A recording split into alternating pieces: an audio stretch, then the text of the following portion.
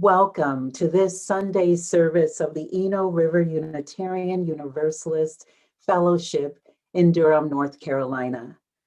My name is Reverend Jacqueline Brett, and whoever you are, wherever you come from, whatever your race, your gender, whomever you love, and wherever you are in your spiritual journey, we welcome you.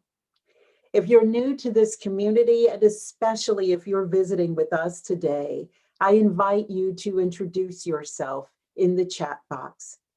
You'll also find a link there that will help you to learn more about who we are. We also invite you to attend today's Inquirers class for visitors and newcomers, which occurs at noontime on Zoom. And directly after this service, everyone is invited to the virtual coffee hour. Information on how to get to these will appear on your screen and in the chat box at the end of the service. You can also access them from the homepage of our website at ERUUF.org. Today's worship service includes myself, Reverend Cayer, and our guest speaker for today's service, Ms. Atinuke Diver. Tinu, as we know her, is the lead organizer and executive director of Durham Congregations, Associations, and Neighborhoods, or Durham CAN, as it's most commonly known here.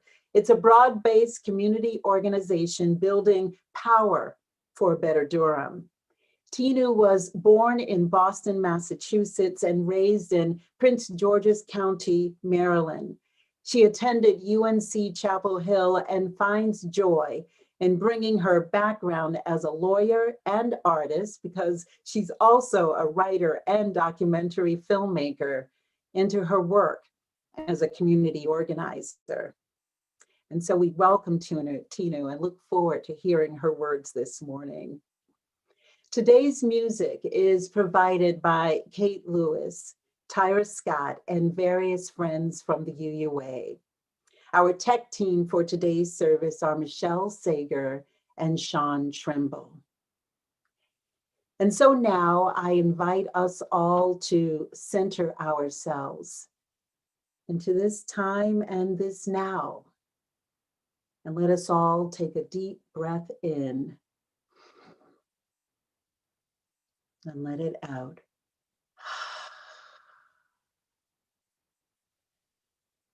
And our service continues with our prelude from Kate Lewis and Tyra Scott.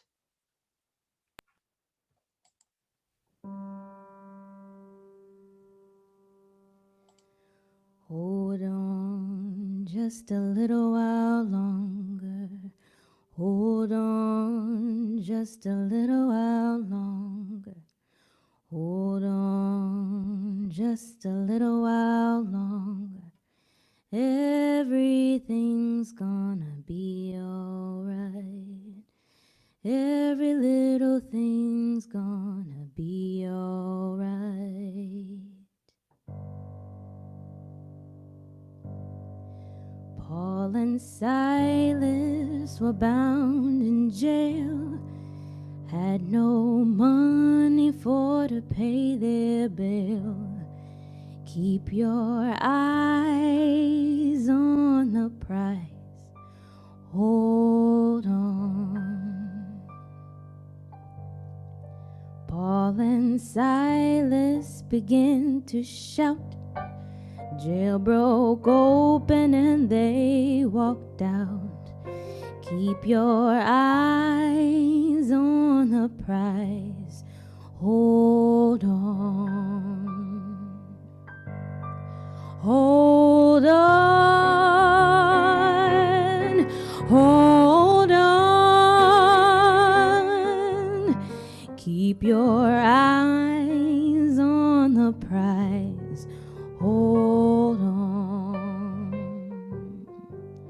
The only thing I did was wrong, was stay in bondage for way too long. Keep your eyes on the prize. Hold on. The only thing I did was right. Was the day I started to fight. Keep your eyes on the prize. Hold on. Fight on just a little while longer. Fight on just a little while longer. Everything's gonna be alright. Everything's gonna be alright. The only change that we can stand are the chains of hand in hand. Keep your eyes on the prize. Hold on. Freedom's name is mighty sweet, and soon one day we're gonna meet. Keep your eyes on the prize. Hold on. Hold on. Hold on. Keep your eyes on the prize. Hold on. Hold on. Hold on. Keep your eyes on the prize. Hold on. Hold on. Hold on.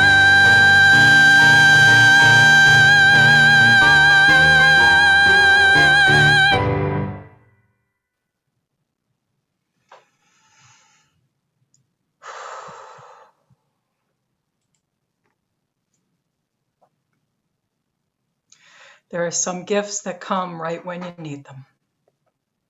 That was one of them. Good morning, everybody.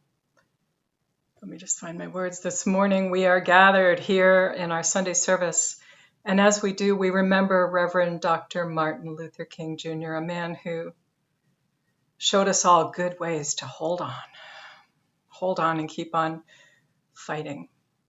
He was a man of truth, a man of strategy, a man of conviction and faith and hope. And we need all of those things in our lives too, especially in this such critical time for our country. And we remember Dr. King's vision and his commitment so that we too might dream, and especially so that we too might think and plan, open our hearts, and join with others to work for change. Spirit of life, Spirit of love, be with us this day. Dr. King entrusted his dream to us. It's our turn now. I have a dream. It did not come while sleeping. It arose after years of being awake to suffering, awake to injustice, awake to anger, awake to pain. I have a dream. It arose after years of being awake to a love that would not let go of me, of you, of anyone, anytime, anywhere in the world. I have a dream today, a dream of love and fairness for you, for me, for everyone in the world.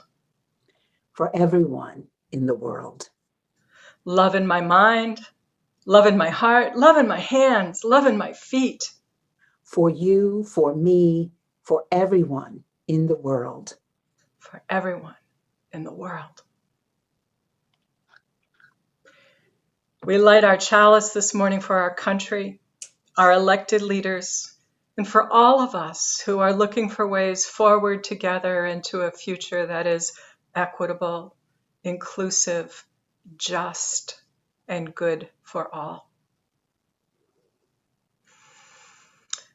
Our next piece of music this morning is How Can I Keep From Singing? The words will appear on your screen and you can sing along.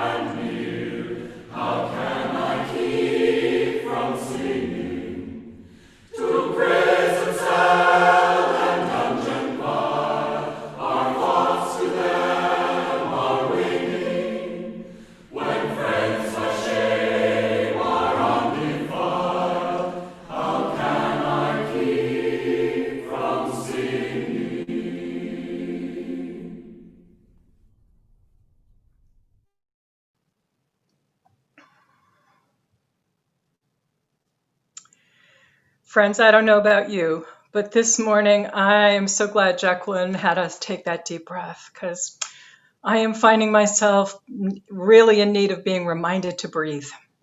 Because the past few days, I find that I have actually literally been holding my breath. Just in the course of daily events, I'm holding my breath. We're closer now to the inauguration than to the insurrection of January 6th. But there is so much that we're just starting to understand after the shocking events of that day. Taking in that information has been a lot. Yes? Yes. But right now, our country needs people who are taking it in, who are awake and taking in the truth of what's going on right now. People who speak out of their first-hand experience of what is not working.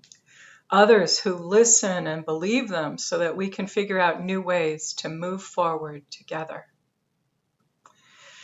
This morning, we gather in our spiritual community to remember the powerful words of Dr. King, who showed us how to begin and who always reminded us of the power of truth and love, and how we can organize our separate power into shared power for the common good. In a moment, we're going to hear a reading by Dr. King, and then we have a reflection by Reverend Jacqueline.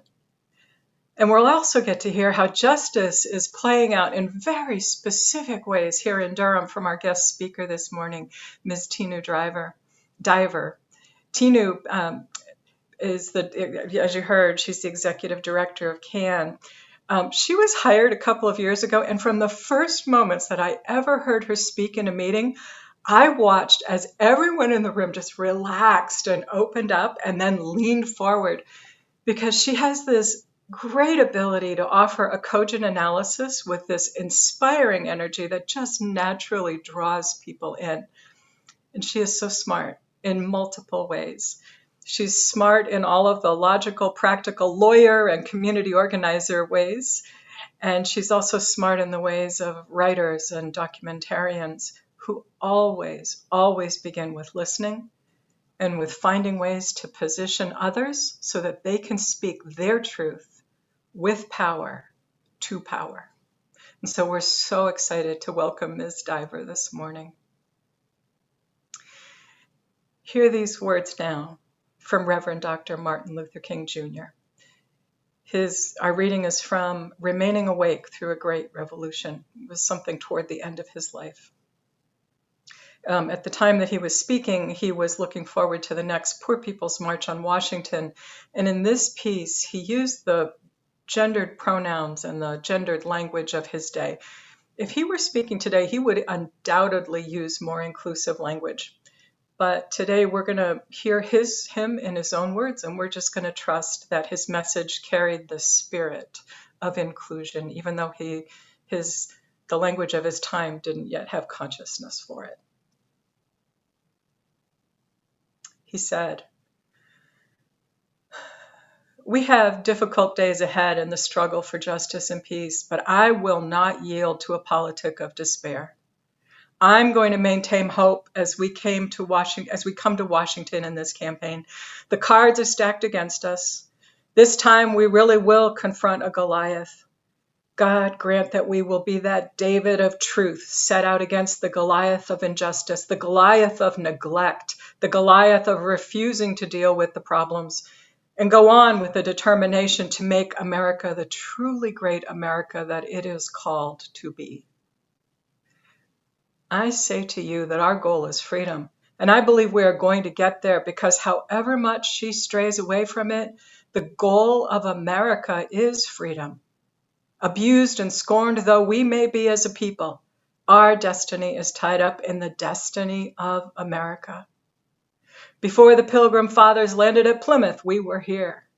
Before Jefferson etched across the pages of history the majestic words of the Declaration of Independence, we were here. Before the beautiful words of the Star-Spangled Banner were written, we were here. For more than 2 centuries, our forebears labored here without wages. They made cotton king and they built the homes of their masters in the midst of the most humiliating and oppressive conditions. And yet, out of a bottomless vitality, they continued to grow and develop. If the inexpressible cruelties of slavery couldn't stop us, the opposition that we face now will surely fail. We're going to win our freedom because both the sacred heritage of our nation and the eternal will of Almighty God are embodied in our echoing demands. And so, however dark it is, however deep and angry feelings are, and however violent explosions are, I can still sing, we shall overcome.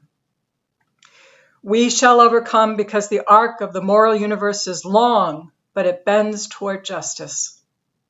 We shall overcome because Carlyle is right. No lie can live forever. We shall overcome because William Cullen Bryant is right. Truth crushed to earth will rise again. With this faith, we will be able to hew out of the mountain of despair the stone of hope. With this faith, we will be able to transform the jangling discords of our nation into a beautiful symphony of brotherhood. God, grant that we will be participants in this newness and this magnificent development. If we will but do it, we will bring about a new day of justice and brotherhood and peace. And that day, the morning stars will sing together, and the children of God will shout for joy. Amen. Jacqueline has her good words for us now.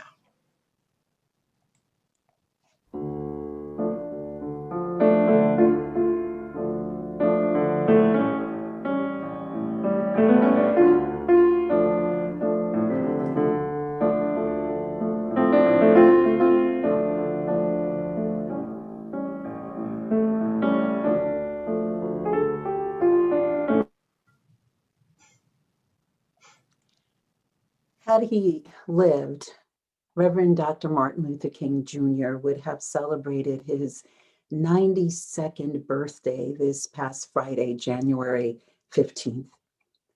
It is quite astonishing to even briefly consider what he managed to say and live and do in the bright sharpness of the 39 years that were his life. I think we forget most times just how young this old soul was by the time of his human death. It has been reported that one of the reasons our capital in Washington, D.C. is at this moment an armed fortress is that those who attempted an insurrection on January 6th concocted plans of further violence that would begin this weekend without accident, attempting to draw attention away from King's birthday and the activities and celebrations that honor his life and work, that of a Black man who held America accountable to its most treasured values and lofty promises, who remained steadfast in his commitment to love, nonviolence, and the highest good of all, even unto his death. The past couple of weeks have been traumatizing and exhausting in different ways for all of us. As I did during 9/11, I found myself recoiling from the repeat video footage of the events of January 6th. Then I began to realize I wouldn't get past the emotional exhaustion I was experiencing until I allowed myself to stop holding my breath and to breathe into what I was truly feeling. Generational trauma at witnessing a lynch mob and imagining the certain massacre had Black and brown people been the cause of those events.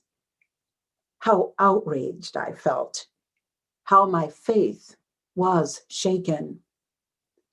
Does the arc of the moral universe really bend toward justice, as King once said? A friend told me she thought it was good that the media kept replaying those images so that they would be forever and indelibly imprinted upon our minds, so that every person in America who claimed to care would never forget what we have come so dangerously close to losing. So the images would live as present-day proof of just how inequitable America remains for Black, Indigenous, and people of color. The refrain I've heard most often among pundits, politicians, journalists, and even some friends is, where do we go from here? It seems that in classic American fashion, we want to rush on to the next thing rather than to fully sit with what is. To be here now in the truth, the horror, the terror of what has been created. To pause for a moment and sit in the pain and grief of it. To consider that it was not created on January 6th. What we experienced on that day was an outcome, and irrespective of what some might believe, it was not simply an outcome of an authoritarian megalomaniac president and those who indulged him and conspiracy theories. It was an outcome of what this country has been rooted in since its beginnings and what it refuses to acknowledge and fully deal with, be with. Cries for unity are inauthentic, no matter who is calling for it, if the desire is for anything less than this. In places that have engaged in the work of truth and reconciliation, the truth had to be acknowledged before reconciliation could be authentically pursued, before there could be any faint semblance of unity. And this sort of work never ends. The late spiritual teacher Ram Dass famously said, "Be here now."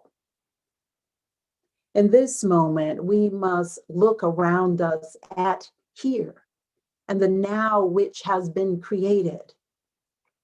We did not suddenly land here, but as with any journey or trip, we arrived here. Whether we did so intentionally or unintentionally, here is where we are. In his speech of 54 years ago, "Where do we go from here?" Dr. King said, before we can address that question, we must first honestly recognize where we are now. In other words, we need to be here now. Then we can talk about where do we go from here. We've each got to muster our courage and address with honesty and depth here, and how we arrived here in our own lives, in the lives of our families, especially those we've been avoiding challenging conversations with, and in the life of this nation. It is the only way we can have an authentic and transformational discussion about next steps or future plans. King's own response to the question, where do we go from here, was in no way romanticized, complacent, or in any way easy. His response was that we must honestly address the question of the restructuring of the whole of American society. He wasn't suggesting an overthrow of the government, but he was suggesting that we ask questions about the systems and structures of our society. He was committed to doing this through nonviolence, which he was convinced was the most potent weapon in the struggle for justice. He was committed to doing this using a strong, demanding love. I have seen too much hate, he said. If you are seeking the highest good, I think you can find it through love. He was committed to organizing to bring about social, political, and economic change. He clearly named the need for power and that nothing is wrong with power when it is used correctly. In his words, power without love is reckless and abusive, and love without power is sentimental and anemic. Power at its best is love, implementing the demands of justice. And justice at its best is power correcting everything that stands against love. My friends, may we embrace that to be here now means we're here in this together. And here in this eternal now is where we always are. There really is no place else to go. Amen, Ashe, and blessed be.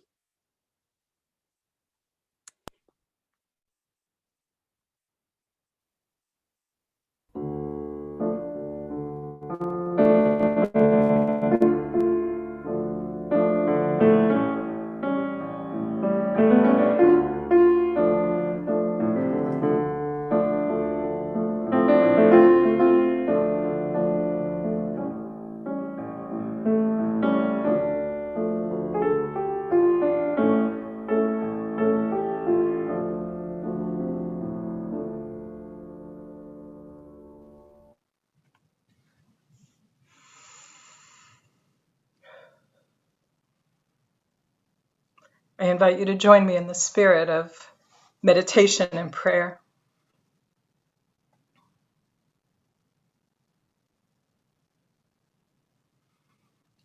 Creative source of all life, power of love that illumines the utter darkness of ignorance and fear, kindle a spark within each of us so that flame can light our way into good relationships and true community. We are touched this morning by the power of the bright, clear vision and powerful hope of Dr. King, who reminded us that we are connected in an inescapable network of mutuality, tied together in a single garment of destiny. What affects one affects all. His vision was grounded in the loving truth given to him by his faith and his lived experience as a Black man in a country where too many saw, still see, Black, Indigenous, and people of color as a threat. And so the frightened ones tell terrible lies that lead to violence and chaos on both macro and micro levels.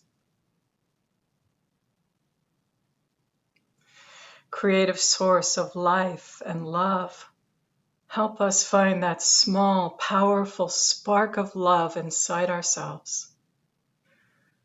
Because we always have a choice. And when we choose love, more love comes pouring in to fill our hearts with courage, giving us the strength to resist hate and to say no to fear and violence. When we join together around a larger, more inclusive and equitable vision, we become a powerful force for the common good.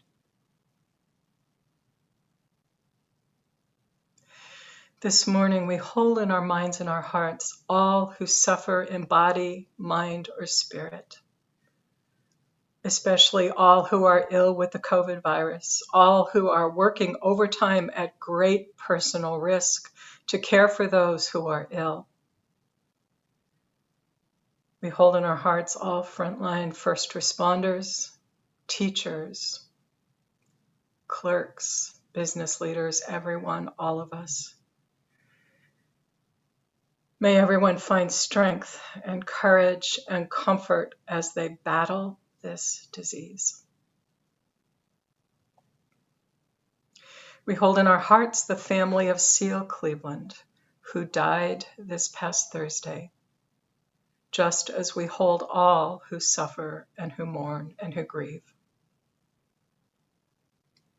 This morning we hold in our hearts our country and all our leaders, especially President-elect Biden and Vice President-elect Kamala Harris, and all our traumatized elected officials who have taken hold and are shoring up the beams and pillars of our democracy that took such a hammering 11 days ago and yet still stands firm.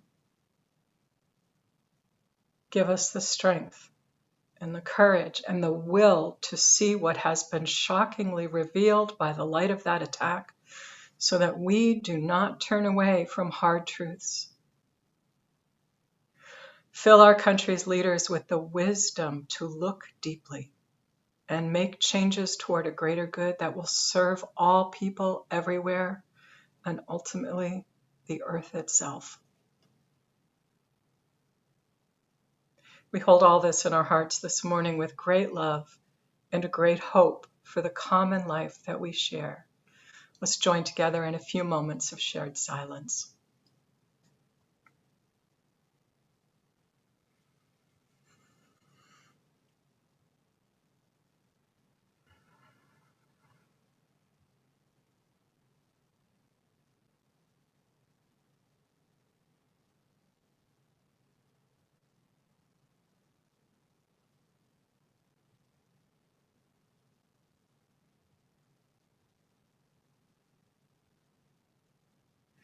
Dr. King told us, darkness cannot drive out darkness, only light can do that.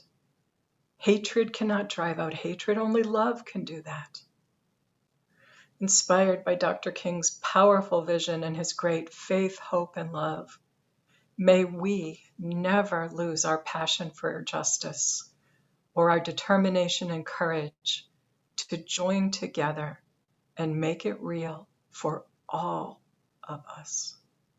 May it ever be so. Ashe, blessed be. Amen.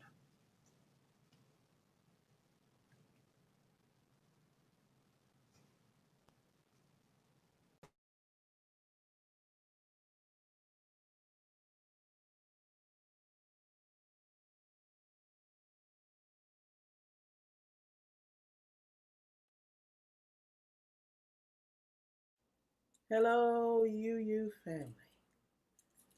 I'm going to sing a song with you called Shine on Me.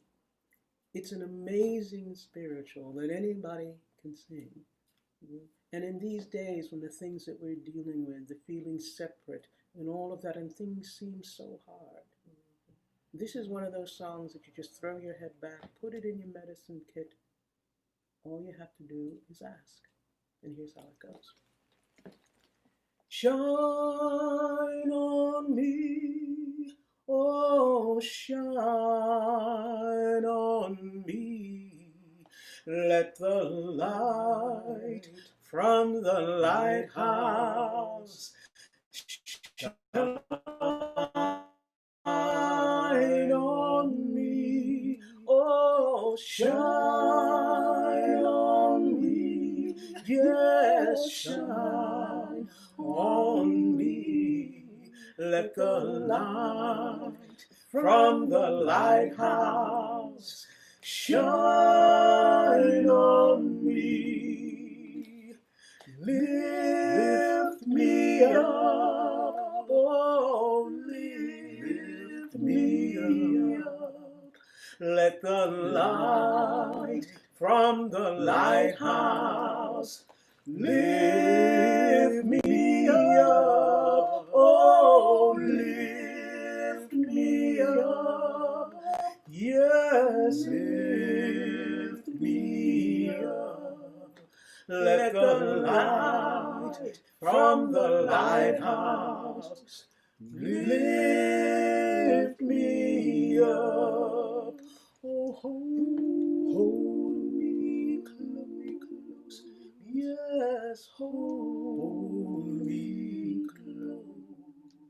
Let the light from the lighthouse hold me close. Yes, hold me close. Oh, hold me close. Let the light from the lighthouse, please hold me close. Oh, shine on me, shine on me. Yes, shine on me. Let the light from the lighthouse shine on me. Oh, shine on me. Yes, shine on me. Let the light from the lighthouse shine on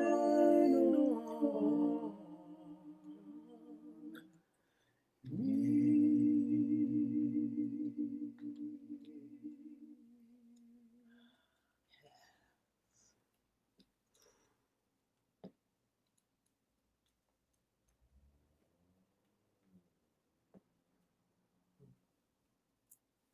All you have to do, always there, always. Oh, yeah.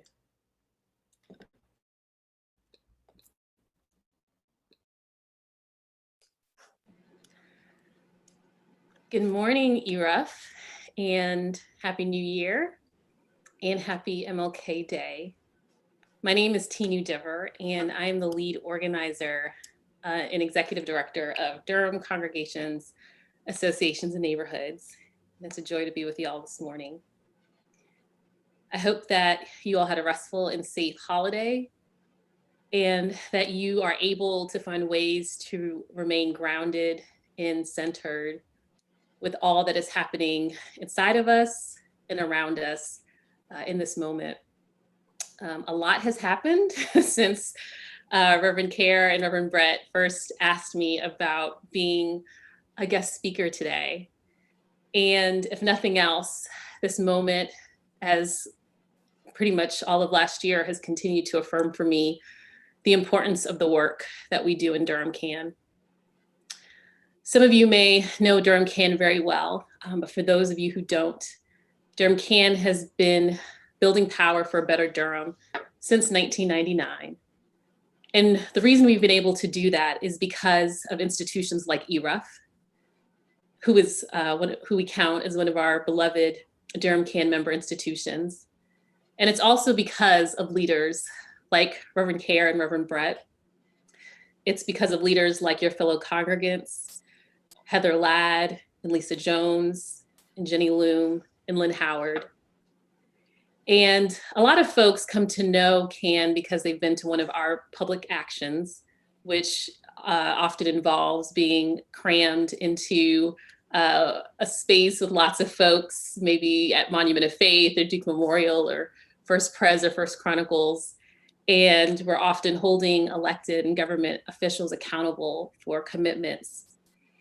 And that's very much a part of what we do as CAN. And we also develop leaders and build institutions.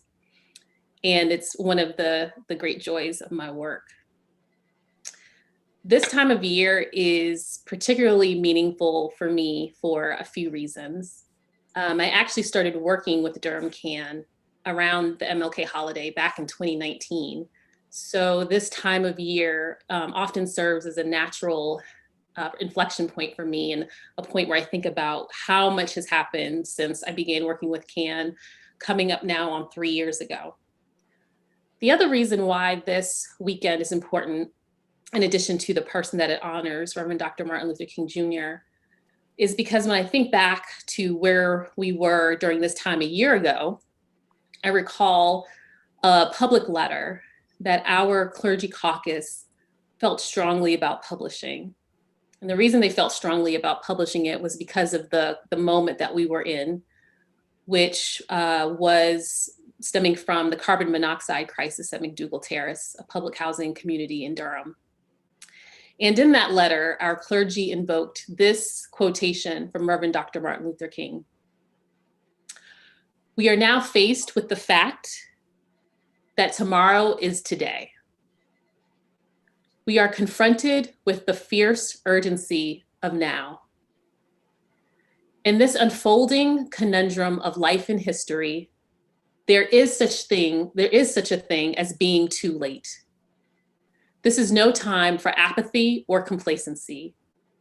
This is a time for vigorous and positive action." So I wanted to spend my time with y'all today reflecting on how this moment and some other moments recently can continue to inform and affirm for me the importance of the work that we do as CAN. And I want to spend time talking about power. We talk about power a lot in Durham CAN. We do so unabashedly. And that's because that's our purpose as a broad-based organization, which I'll talk about in a sec. But one of the things I've been reflecting on is how the work of CAN in terms of teaching the practice of democracy is something that was instilled by so many of the people who helped form me as a young person. One of those people who I've been thinking about recently is Mr. Antonides. Mr. Antonides was my elementary school librarian, and he was a Greek immigrant. So one of the great things about Mr. Antonides is that his wife would make us homemade baklava on a very regular basis. And so even to this day, I have very high baklava standards because I was getting very good baklava at a very early age. But besides feeding us sugar, one of the things that Mr. Antonides gave us that was such a wonderful gift was the space of the library. So whether it was before school or after school, or maybe when we were trying to avoid the cafeteria drama, of third grade, Mr. Antonides made that library our space. And what that communicated to me from a very young age was that I belonged. I didn't have to debate my way in, I didn't have to argue my way in, but that I belonged there, that space was for me. I'm gonna share a picture as I talk about another person who's come to mind.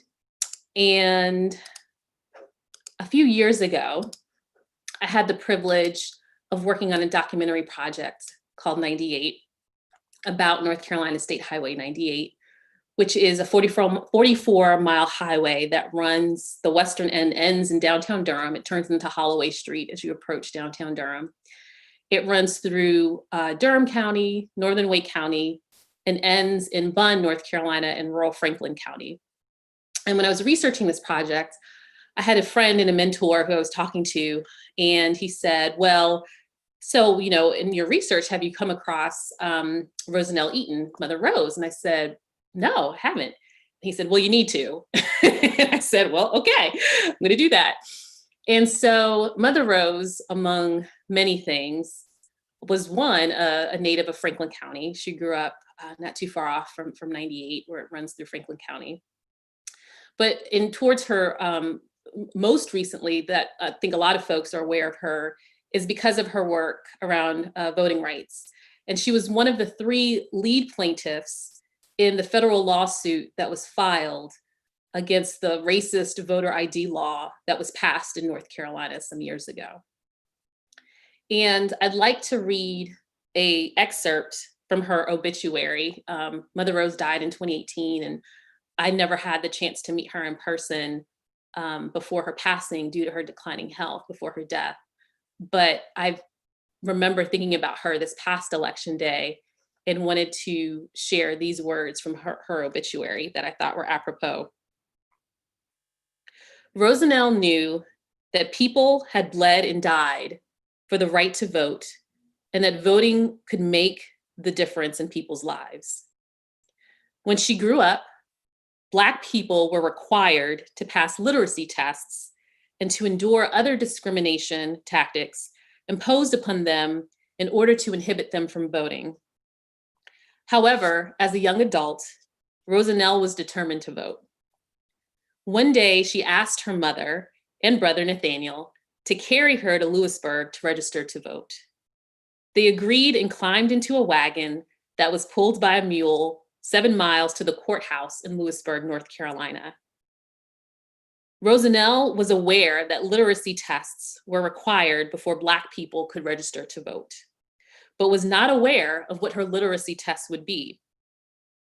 Upon arriving at the courthouse, she was instructed by the election officials to stand up straight with her arms at her side, look at the three of them, and recite the preamble to the Constitution of the United States of America without error. History recalls that one official said, quote, "Well, little lady, you did it," unquote. Rosanelle is one of the first African Americans to pass a literacy test in Franklin County and to make it into the voting rolls during the Jim Crow era. She had a calling and passion for championing voting rights since that time. And when you think about the origins of voting and the importance and the centrality of that in her development as a person, it's no surprise that she would continue to have such a lasting impact on that issue that impacts so many of us today. So this past election was my first time serving as a poll worker in the precinct next to us where we live. And that experience, which I highly recommend, if you've never worked in an election, highly recommend it. Great experience. But that experience was this living practice for me of democracy and what it looks like in practice. What happens is that the day before the election, those of us who are working have to come and actually set up the poll site. And we arrive as neighbors who are strangers mostly, and literally are constructing this thing. It's chaotic. We are putting together stuff like it's IKEA furniture. We got to figure out where the tabulator goes. We figure out where the I voted sticker goes. Do we have enough hand sanitizer? Do we have enough masks? Do we have face shields? Do we got the parking signs? All the things. And we're literally constructing this pure exercise of democracy. And when you think about it, voting is still something that we, the people, do. We don't hire contractors. We haven't outsourced it. Like, this is something that we, the people, still do together. And what that experience in reflecting upon Ms. Rosanelle and Ms. Antonides taught me and reiterate for me is the fact that, as we've seen recently with the events and the attack on the Capitol, that democracy is not a given and it must be contended for. And what these stories have also reiterated for me is that democracy does not happen unless we show up. We don't have to do everything, but we just have to ask, what is my part to do today, in this moment? What is my part to do? And then lastly, these experiences for me really affirm the importance of what we do in Durham CAN as a broad-based organization. So as I mentioned, the purpose of Durham CAN is to build power. And that's something that we talk a lot about, because for that reason. And the reason why that is the purpose of CAN is because we are an organization that's based on a theory of change that looks at the pressures and the issues in our community and sees the solution as one of power. Now, there are lots of theories of change that are all useful and helpful and have their place and are important even to supporting organizing work. Many of our institutions and many of you have approached issues in our community through charity and relief. Some of you are advocates, either professionally or on volunteer basis, where you lend your voice to literally speak and to draw attention to issues and concerns that are important to you and your neighbors. Many of you have engaged in activism and protest, boycotts and petitions, and organizing it distinctively ask the questions about what is the power pattern that allows this issue to continue, and how do we disrupt it? How do we say that it's not okay to still allow our neighbors to tolerate mold and walls falling in on them because they happen to live in government subsidized housing? And so what we want to do as an organization is build relationships, to build a relational power that can then counteract the dominant power that uphold these problems. Now, we define power in Durham CAN very basically from the root word poder, which means to be able to. And so we define power as the ability to act. And so my job as your lead organizer is to develop your leadership and to help you develop your ability to act on the issues and the concerns that are important to you and to ERUUF and to our community. Now, we recognize that there are two forms of power in particular. Organized people and organized money working consistently and persistently with a focus. And we recognize those two forms of power, organized people and organized money working consistently and persistently with a focus, because that's what often gets the attention of people in power, that forces them to act, that forces a reaction, that forces to speak to the quotation from Frederick Douglass, that makes the demand that power responds to. And I want to lift up the fact that in this moment, the fact that we are broad-based is both the joy and the challenge of this work. Because often in organizing, you're trying to move people who may not necessarily agree with you at the outset. Or we are working across organizations that are very broad and diverse and that could often find things to disagree on, and yet can define and articulate mutual self-interest that we can say, you know what, we can work together on this. And approaching power in this way, and approaching the work that we do, and even some of the comments that were raised by Reverend Cayer and Reverend Brett are important in that sometimes the way that we think about power, and one of the challenges around power, are to not stereotype it. That power in and of itself is neutral, and it's really about how you use it. It's not necessarily inherently good or inherently bad, but it's about how you're using it and how you're directing it, because you're going to need it to make change.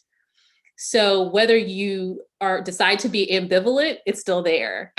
And I would also suggest that for those of us who struggle with this idea of power, to also question the idea of powerlessness and seeing that as particularly problematic. So what we want as a broad-based organization is to build relational power. And I think sometimes the reasons that we don't are because, one, we think that we don't have power. I think the second is that because building power, particularly building relational power, involves risk. It takes risk to have a relational meeting with someone and to ask them about who they are and what's important to them and what do they have energy around that they want to see happen. It takes risk to sit in a meeting with elected and appointed official for the first time and asking questions and pushing back and challenging authority, particularly depending on how we were raised to think and interact and deal with authority. And I think another reason why we don't build power is sometimes that we're afraid. And I think sometimes it's that we realize that if we realize that we have power, then that means we're responsible.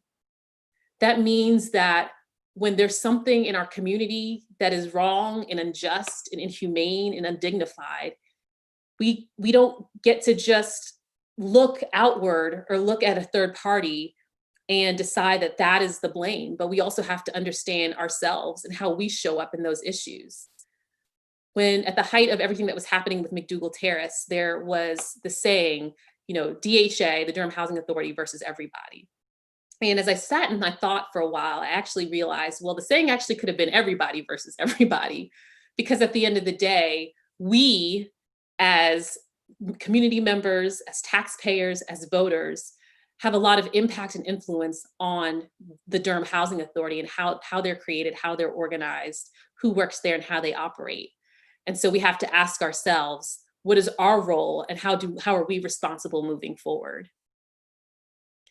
So the reason that institutions like ERUUF and leaders like those across our member institutions have been able to build and sustain power for so long is because of inculcating this habit of relating, this habit of meeting. It's a practice, it's a discipline, and it's what you have to have, it's what we have to have before power. And building relationships and building relational power also begins with ourselves.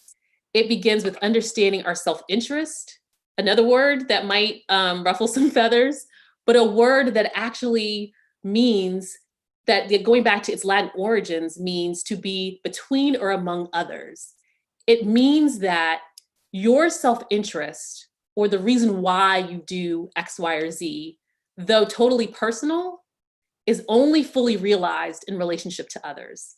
And I think that if we're doing our work well as organizers, we are constantly expanding this idea of self, that as we are in relationship with neighbors who are facing challenges with evictions, as we are in relationships with our brothers and sisters who are incarcerated in the Durham County Detention Center, that our sense of self begins to expand, so that we understand that as Monument of Faith goes, so does Duke Memorial. That we understand that our interests, as Reverend Brett mentioned with Dr. King's quote, are tied, our destinies are tied. And before we do any organizing, we have to first organize ourselves. And to organize ourselves, we have to really know who we are. We have to know our story.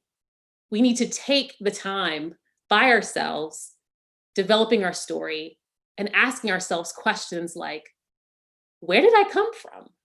Who did I come from? What are the values that are most important to me?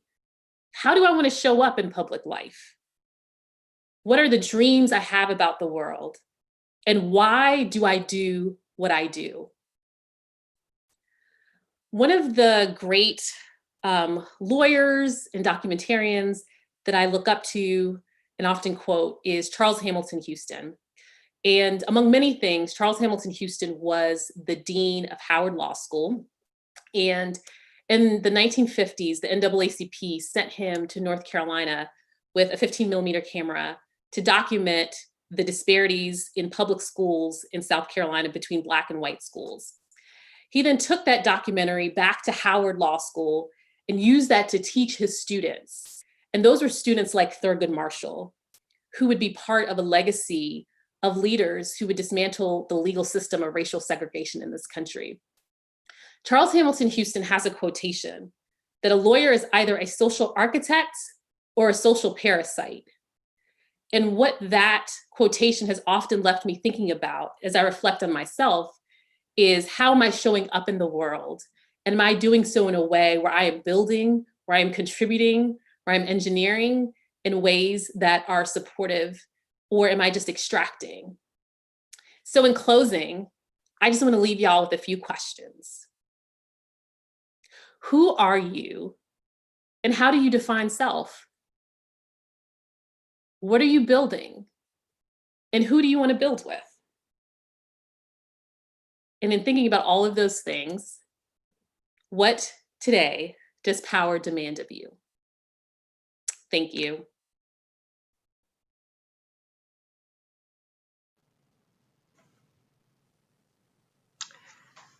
Thank you, Tinu. Thank you so much. I think so often we talk in our congregation about interbeing and interdependence. And I love, you gave me so much to consider about how we put our interdependence and interbeing into action. Thank you. One way that we do this, one way that we recognize and practice our interdependence, is by our mutual support for this congregation and for our ministries among each other and also out in the world. And so at this time, I'm going to invite you to consider what you give of your time, your talent, and your treasure, And if you would like to make a contribution, you could do so through the link that will be in the chat box in a minute while we listen to the offertory. This is a beautiful piece offered to us by the UUA, the Justice Thrive Choir.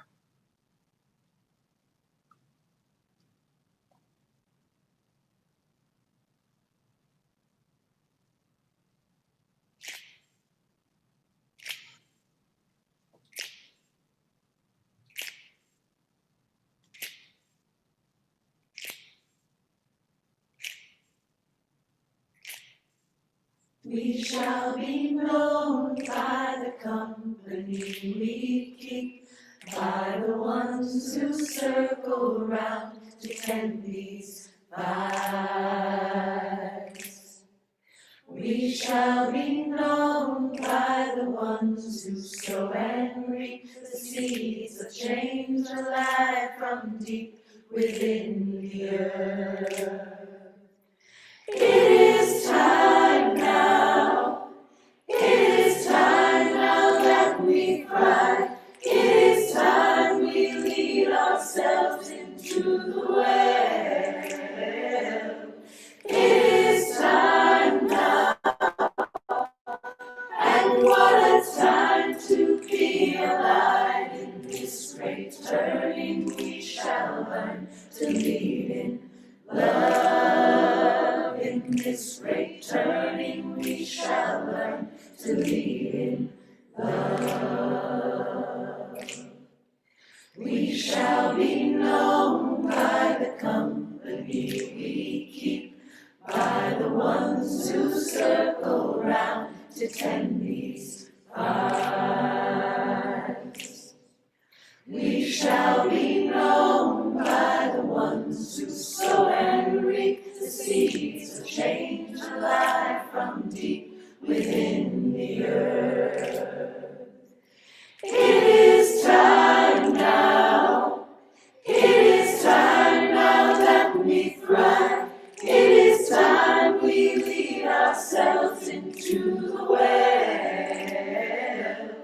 It is time now, and what a time to be alive in this great turning. We shall learn to lead in love. In this great turning, we shall learn to lead in love. In this great turning, we shall learn to lead in love. In this great turning, we shall learn to lead in love.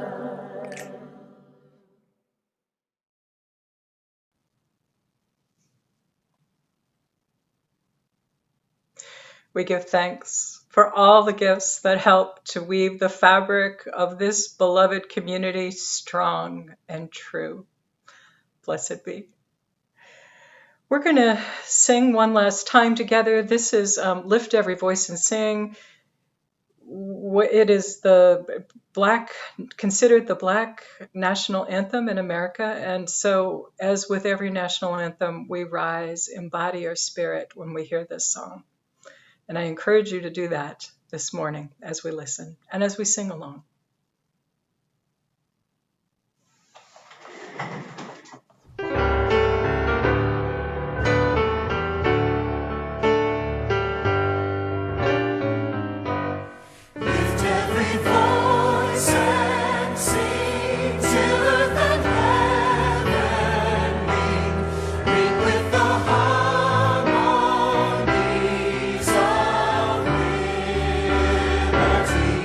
Let our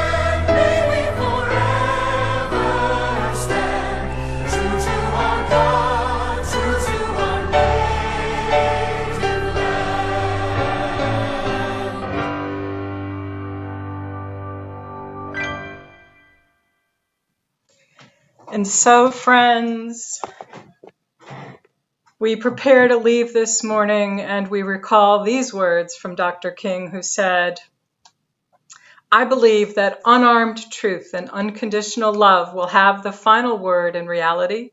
This is why right, temporarily defeated, is stronger than evil triumphant." And so, with those good words, we go forth this day determined to love, knowing that love requires truth and accountability, and so do we. We go forward with commitment to a vision of a world where truth matters, that is fair, open, and safe for every human being. We go forward with love to do the work of love. Go in love, go with hope. Blessed be.